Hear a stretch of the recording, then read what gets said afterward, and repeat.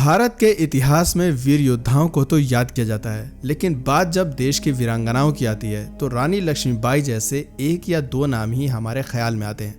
आज हम उस वीरांगना की बात करने वाले हैं जिन्होंने 30,000 मुगल सैनिकों की नाक काटकर शर्मिंदा किया था, जिन्होंने शाहजहां की हुकूमत स्वीकार नहीं की और बहादुरी के साथ मुगल सेना को मुंह तोड़ जवाब दिया।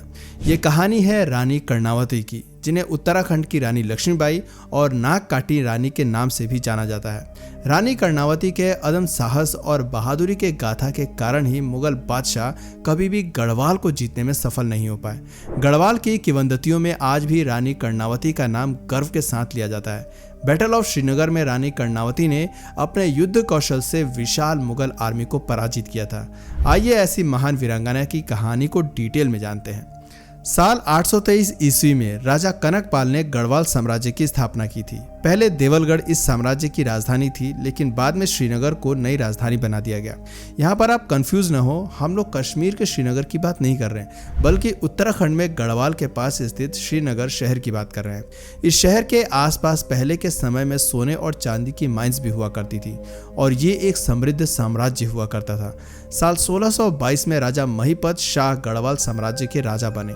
उनकी बहादुरी के किस्से भी दूर दूर तक मशहूर थे। साल 1628 में मुगल बादशाह शाहजहां की ताजपोशी होनी थी। इस ताजपोशी के लिए तमाम बड़े राजाओं को आमंत्रण भेजा गया। शाहजहां का दूत जब महिपत शाह के दरबार में पहुंचा तो राजा ने उस दूत का अपमान किया और ताजपोशी समारोह में जाने से साफ इनकार कर दिया।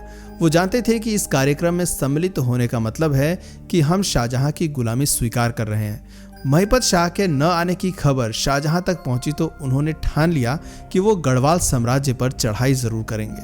शाहजहां ने गढ़वाल की सोने और चांदी की खदानों के बारे में भी सुन रखा था, लेकिन गढ़वाल का मौसम, वहां का जियोग्राफिकल लोकेशन और गढ़वाल आर्मी के रहते यहाँ पर कूच करना आसान नहीं था। फिर भी शाहजहां गढ़वाल इलाके में घुसने की कोशिश करता रहा।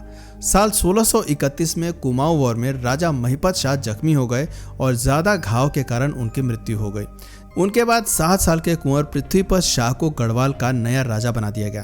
पृथ्वीपत की उम्र राजपाट के काम संभालने के लिए काफी कम थी, इसीलिए उनकी मां यानी राजमाता कर्णावती ने राज्य का कार्यभार संभालने की जिम्मेदारी ली। उन्होंने गढ़वाल में कई टैंक कैनाल बनाए, गांव-गांव तक इरिगेशन की फैसिलिटी दी और कई नए गांव भी उन्होंने बसाए। रानी मूल रूप से कांगड़ा से ताल्लुक रखती थी। बचपन से ही उन्हें युद्ध नीति और रणनीति की गहरी समझ थी। वो बहुत बहादुरी और समझदारी के साथ राज्य की देखरेख कर रही थी। उनके रहते आसपास के राज्य जैसे सिरमौर और कुमाऊं के राजा गढ़वाल पर आक्रमण करने के बारे में नहीं सोच पाते थे। शाहजहां को जब पता चला कि गढ़वाल साम्राज्य का ताज एक बच्चे को पहना रखा है और एक महिला कार्यभार संभाल रही है, तो उन्हें लगा कि ये गढ़वाल पर आक्रमण करने का सबसे अच्छा मौका है। उन्होंने अपने सिपह सलाहकार नजाबत खान को गढ़वाल पर चढ़ाई करने का आदेश दिया। तो वहीं कुछ लोगों का मानना है कि कुमाऊं के राजा बाज बहादुर चांद ने नजाबत खान को गढ़वाल पर हमला करने के लिए उकसाया था। बहादुर चांद के मुगलों के साथ अच्छे संबंध थे। नजाबत खान ने एक रणनीति बनाई और 30,000 सैनिकों के साथ गढ़वाल की ओर कूच करना शुरू कर दिया। गढ़वाल कूच से पहले नजाबत खान ने दून घाटी और अन्य कई राज्य जीत लिए थे, जिससे उनका मनोबल और बढ़ा हुआ था। अब गढ़वाल से कुछ दूर पहले नजाबत खान ने रानी कर्णावती को संदेश भिजवाया और कहा कि मुगल सेना के सामने आत्मसमर्पण कर दो और 10 लाख रुपए का दंड दो, वरना हम तुम्हारे राज्य पर हमला कर देंगे। रानी कर्णावती चाहती तो सरेंडर करके 10 लाख रुपए दे सकती थी, लेकिन वो बहुत स्वाभिमानी महिला थी। वो किसी भी कीमत पर गढ़वाल का सिर झुकने नहीं देना चाहती थी। उन्होंने अपने कुछ सिपह सलाहकारों को बुलाया और मिलकर एक युद्ध नीति बनाई। रानी ने 1 लाख रुपए मुगल सेना को भिजवाए और कहा कि बाकी का पैसा इकट्ठा करने के लिए उन्हें थोड़ा वक्त चाहिए। नजाबत खान ने रानी को कुछ समय की मोहलत दे दी और गंगा नदी के किनारे अपनी सेना के साथ डेरा डाल दिया। रानी कर्णावती ने मुगल सेना को गढ़वाल में काफी अंदर तक आने दिया था। असल में ये सब रानी की एक सोची समझी चाल थी। रानी ने जो समय मांगा उसमें उन्होंने अपनी सेना को तैयार किया। जिस घाटी में मुगल सेना रुकी थी उसके चारों ओर अपने सैनिक तैनात कर दिए। सैनिकों को गुरिल्ला वॉर की अच्छी ट्रेनिंग दी गई थी। वो सब पहाड़ी इलाकों में छिपने में एक्सपर्ट थे। साथ ही पहाड़ियों की चोटी पर विशाल पत्थर भी इकट्ठे कर लिए गए। इसके बाद मुगल सेना के वापस जाने और आगे बढ़ने के रास्ते भी रोक दिए गए। इससे मुगल सेना तक पहुंचने वाली खाने की सामग्री और रसद पर रोक लग गई। कुछ ही दिनों में मुगल सेना में भूख का हाहाकार मच गया। वो न तो आगे बढ़ सकती थी और न ही वापस जा सकती थी।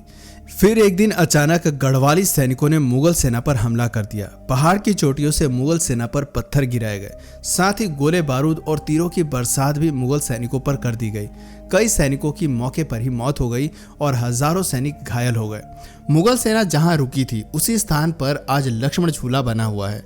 मुगल सेना को पहाड़ों के रास्ते की बहुत ज्यादा जानकारी नहीं थी। कई बार मौसम भी खराब हुआ, आंधी तूफान के साथ ओले की बरसात भी हुई। जब नजाबत खान ने देखा कि उनकी सेना चारों ओर से घिर चुकी है और उसके पास कोई बचने का रास्ता नहीं है, तो उसने रानी कर्णावती के पास शांति प्रस्ताव भेजा। रानी अपने पूरे प्लान में कामयाब हो चुकी थी। सब कुछ उनकी प्लानिंग के अनुसार ही हो रहा था। मुगलों का शांति प्रस्ताव देख रानी कर्णावती ने उन्हें 2 ऑप्शन दिए। रानी ने कहा कि या तो सब अपने प्राणों की बलि दे दो, और अगर वो अपनी जान बचाना चाहते हैं तो वो अपनी नाक कटवा ले।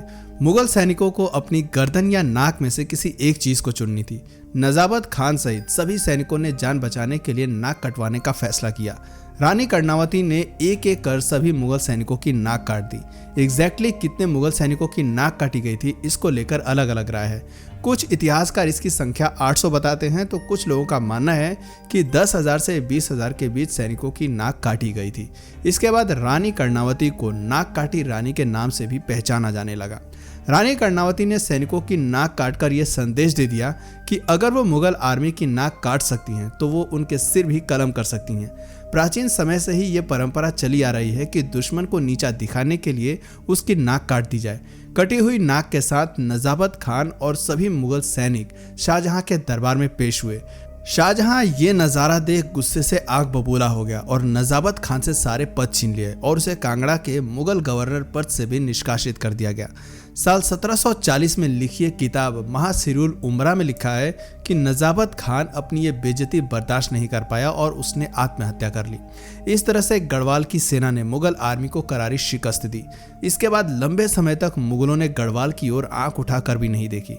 रानी कर्णावती की जीत के बाद एक मिथक भी सब जगह फैल गया कि गढ़वाल की घाटियों में उड़ने वाले राक्षस रहते हैं जो दुश्मन की सेना पर छिपकर वार करते हैं। कई हिस्टोरियंस ने इस मिथक का जिक्र अपनी किताबों में किया है। गढ़वाल में तो आज भी बहुत से लोग ये मानते हैं कि विंसर देवता ने रानी की मदद की और मुगल सेना पर पत्थर और ओले बरसाए थे। इस हार के बाद शाहजहां ने फिर कभी गढ़वाल जीतने की कोशिश नहीं की। हालांकि बाद में औरंगजेब ने गढ़वाल पर आक्रमण करने की साजिश रची, लेकिन पृथ्वीपति शाह अब तक बड़े हो गए थे। बहादुरी और वीरता तो मानो उन्हें विरासत में ही मिली थी। पृथ्वीपति शाह ने औरंगजेब के नापाक मंसूबों पर पानी फेर दिया। दोस्तों, अगर रानी कर्णावती के नेतृत्व में गढ़वाल सेना हार जाती तो बद्रीनाथ और सोमनाथ के साथ भी मुगल आर्मी वही करती जो उन्होंने काशी विश्वनाथ और सोमनाथ में किया था।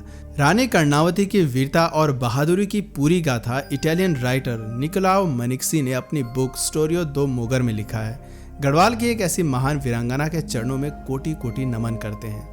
दोस्तों, हमारे इतिहास में मुगलों का बखान तो खूब किया गया है, लेकिन ऐसी महान वीरांगनाओं का इतिहास कहीं गुम हो गया है। इन वीर गाथाओं पर प्रकाश डालने की बहुत ज़रूरत है, जिससे कि आने वाले पीढ़ी को रानी कर्णावती जैसी वीरांगनाओं की दास्तां पता चल सके। इस बारे में आपके क्या विचार है, हमें नीचे कमेंट सेक्शन में ज़रूर बताएं। और अगर इस वीडियो से आपको कुछ नया जानने या सीखने को मिला या फिर इंटरेस्टिंग लगा तो प्लीज़ इस वीडियो को एक लाइक करके अपने फ्रेंड्स और फैमिली में से ज़रूर शेयर करें।